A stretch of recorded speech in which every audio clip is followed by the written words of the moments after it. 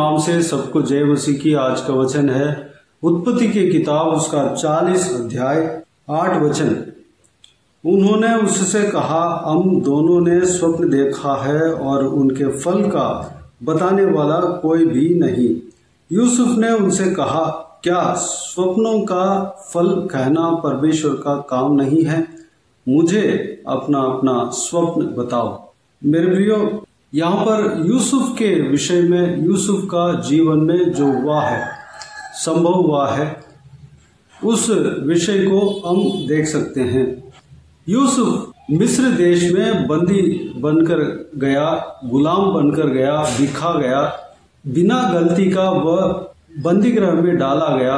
वहां पर जो सगे बंदी थे, जिन्होंने फिरौन के खिलाफ, जो कि उस देश का, मिस्र देश का राजा के खिलाफ कुछ अपराध किए थे, इसलिए वह लोग भी उसी बंदी गृह में डाल दिए गए। वह बहुत बड़े हाकिम थे, यानी कि राजा का सेवा करते थे, एक पिलाने हारा और एक पकाने हारा। उनका सेवा यूसुफ करता था। एक साथ बंदी गृह में थे।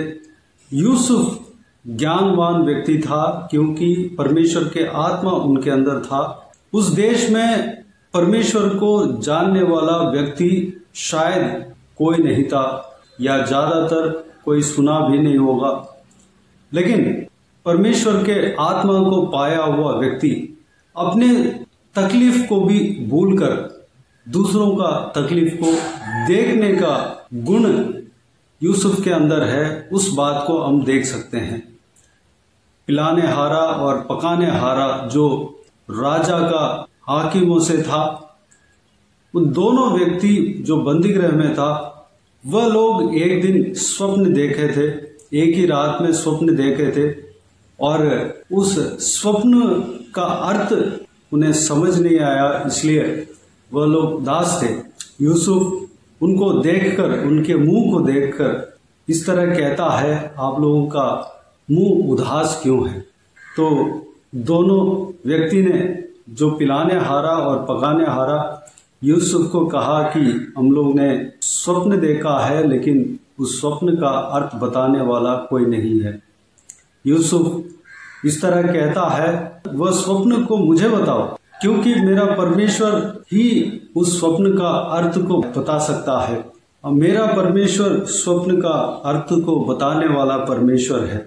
क्या स्वप्नों का फल कहना परमेश्वर का काम नहीं है? इस तरह कहकर मुझे अपना अपना स्वप्न बताओ, इस तरह कहता है।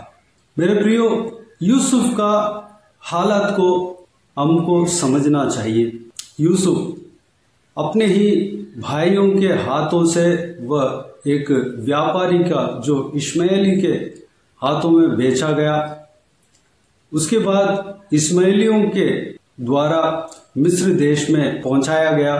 वहां पर एक अंगरक्षकों के प्रधान, जो कि एक सरकार कर्मचारी था, जो उस देश का राजा का अधीन एक पद में था, एक हाकिम था, उनके घर में गुलाम बनकर गया, वहां भी बिखा गया और उस घर में काम कर रहा था, और बिना गलती का उसके ऊपर नाजायज ब्लेम लगाकर, अपराधी बनाकर उसको बंदी गृह में डाला गया।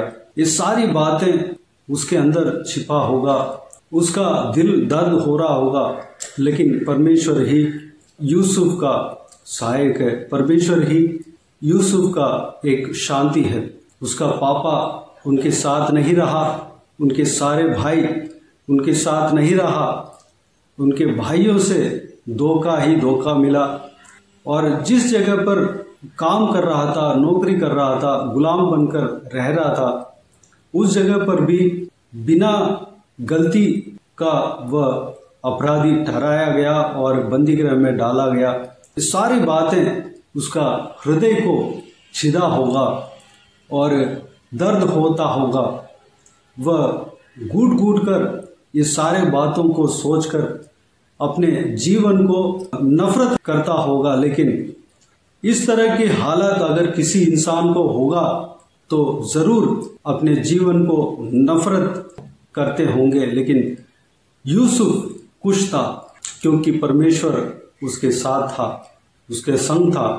वो जानता था कि परमेश्वर मेरे साथ है, परमेश्वर उसके साथ है। वह इस बात को जानकर वह खुश था।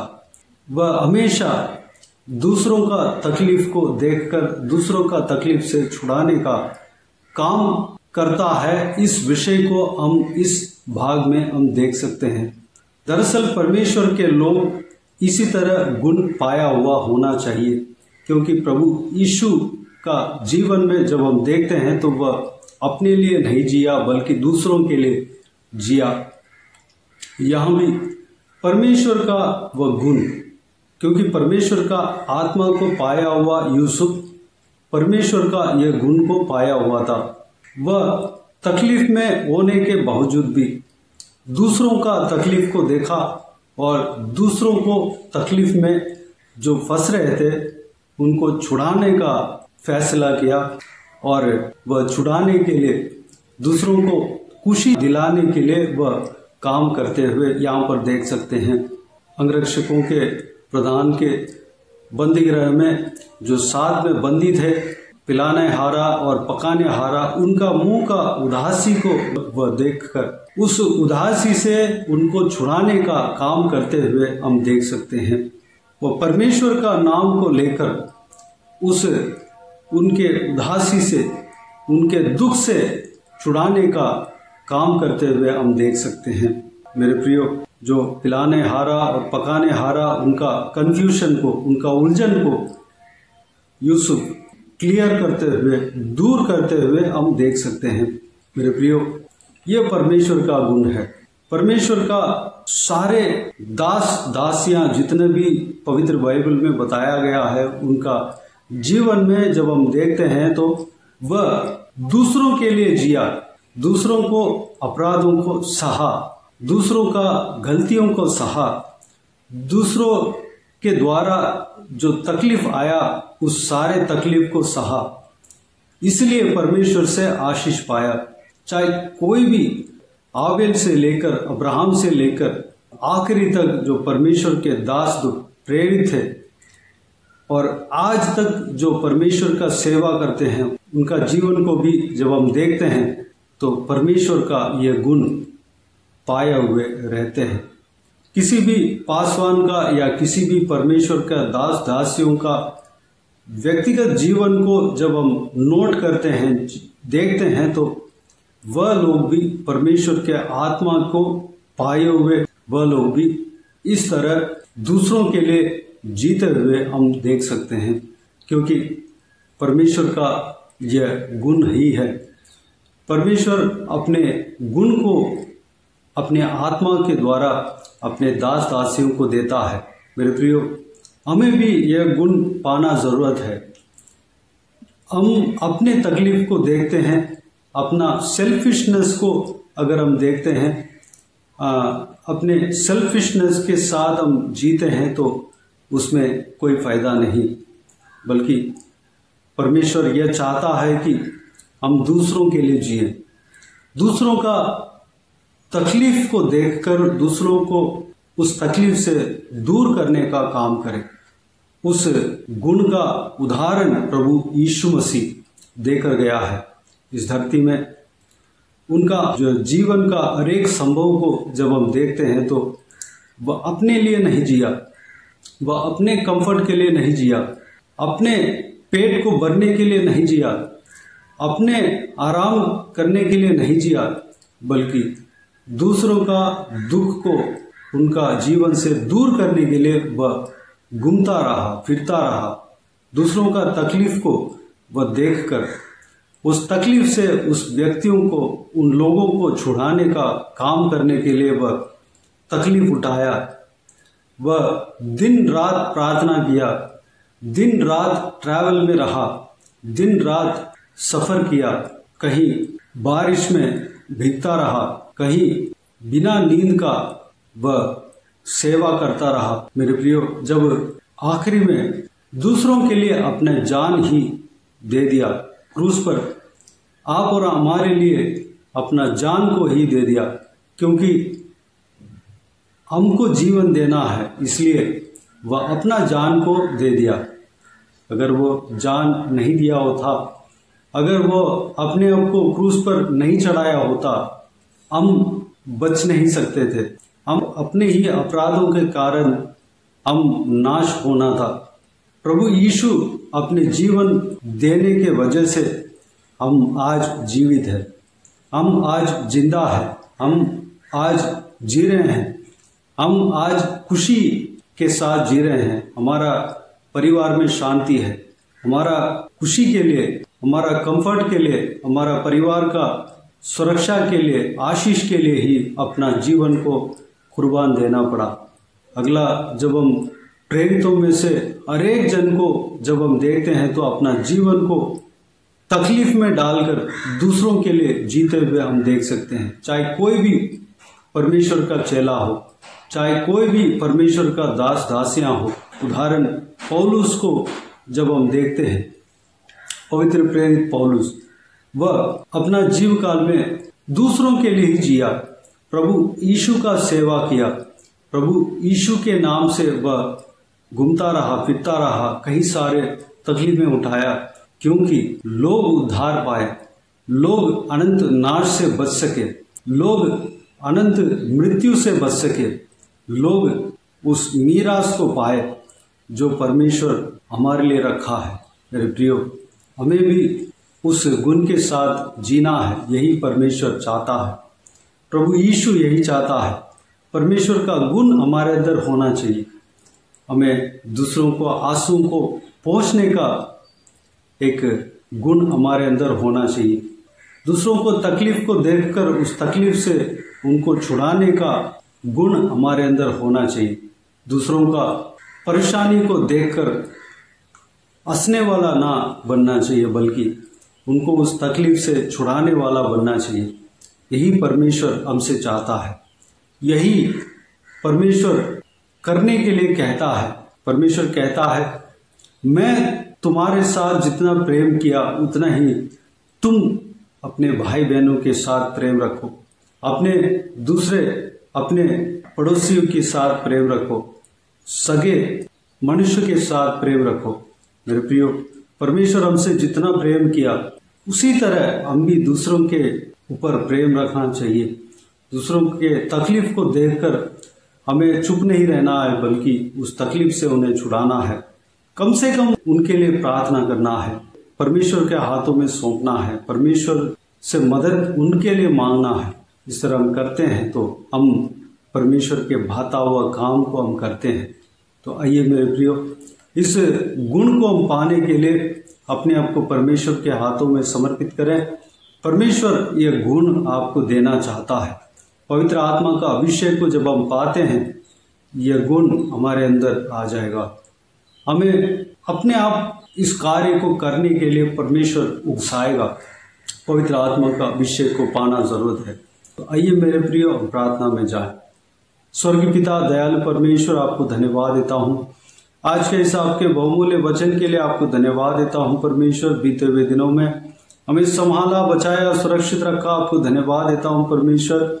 आने वाला समय के लिए आपको धन्यवाद देता हूँ पिता परमेश्वर। यूसुफ के जीवन में जो खूबी हमने देखा है परमेश्वर, जो कि आपका गुण था परमेश्वर, वह अपना तकलीफ को भी भूल कर परमेश्वर वह खुश रहा और दूसरों का तकलीफ को देखकर दूसरों को उस तकलीफ से छुड़ाने का काम किया परमेश्वर। पिताजी, यही गुण आप चाहते हैं पिता। आपने कहा कि मैं तुम्हारे ऊपर जितना प्रेम रखा उतना ही तुम दूसरों के ऊपर प्रेम रखो परमेश्वर। हालेलुया, हम प्रेम रखते हैं। हम परमेश्वर इस गुण को हम चाहते हैं परमेश्वर। यह गुण हमारे अंदर आना चाहिए पिता। अनुग्रह देना, पवित्र आत्मा का अभिषेक हम पर उतरने पाए परमेश्वर। हमारे अंदर कोई भी विरोध ना होने पाए, कोई भी दुश्मनी ना होने पाए, बल्कि सबको हम प्रेम करने पाए परमेश्वर। सबको हम परमेश्वर प्रेम से बात करने पाए, सबके साथ हम प्रेम से रहने पाए पिता। अनुग्रह देना परमेश्वर।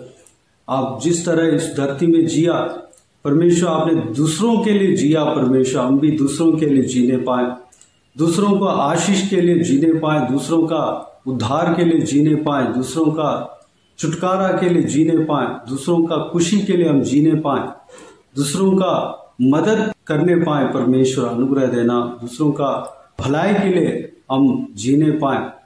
हालेलुया, धन्यवाद देता हूँ परमेश्वर। जब हम दूसरों के लिए जीते हैं पिता, हमें आशीष देते हैं। आपको धन्यवाद देता हूँ परमेश्वर। हमारा जीवन को यूं ही व्यर्थ में जाने नहीं देने पाए, बल्कि दूसरों का एक प्रयोजन बन सके। परमेश्वर अनुग्रह देना पिता, दूसरों के लिए प्रयोजन बन सके, बन पाए। परमेश्वर अनुग्रह देना पिता। हम हालेलुया दूसरों का लाभदायक काम करने पाए। परमेश्वर अनुग्रह देना। जब हम इस तरह हम आपके इस बहुमूल्य गुण को हम पाते हैं, उस गुण को हम इस्तेमाल करते हैं, तो परमेश्वर हम आपसे बहुतायत से आशीष पाएंगे। परमेश्वर आपको धन्यवाद देता हूँ पिता। इसी तरह सारा व्यूअर्स को आशीष देना पिता, सबको संभालना, सभी को परमेश्वर आपके आत्मा से भरना। परमेश्वर प्रार्थना का अभिषेक से भरना। परमेश्वर आपकी सामर्थ से भरना। जो कोई भी जन तकलीफ में है, सारा तकलीफ को उनका जीवन से दूर करना, परेशानियों को दूर करना, आंसुओं को पहुंचना। परमेश्वर खुशी से, आनंद से, शांति से भरना।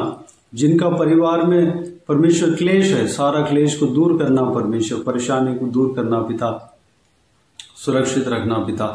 जो कोई भी जन बीमार है, उनको आपके हाथों में सौंपते हैं, उन्हें छूना, चंगा करना। प्रभु यीशु मसीह के नाम से चंगा होने पाए। परमेश्वर अनुग्रह देना पिता। बाकी सारे बातों को आपके हाथों में सौंपते हैं। सारा आदर, महिमा, जलाल आपको मिलती रहे। सारा दुआ प्रार्थना को प्रभु यीशु मसीह के नाम से मांगते हैं, सुन और ग्रहण कर। आमीन आमीन। प्रभु यीशु मसीह के नाम से प्रभु यीशु मसीह का आशीष और अनुग्रह हम सभी के ऊपर बने रहें। आमीन आमीन। मेरे प्रियो, इस चैनल को सब्सक्राइब करें और शेयर करें। अगर किसी को भी प्रार्थना का विषय हो तो डिस्क्रिप्शन में दिए हुए नंबर पर कॉल करके प्रार्थना करा सकते हैं। हम आपके लिए प्रार्थना करेंगे। आप अपने व्यक्तिगत प्रार्थना में हमारे लिए प्रार्थना कीजिए।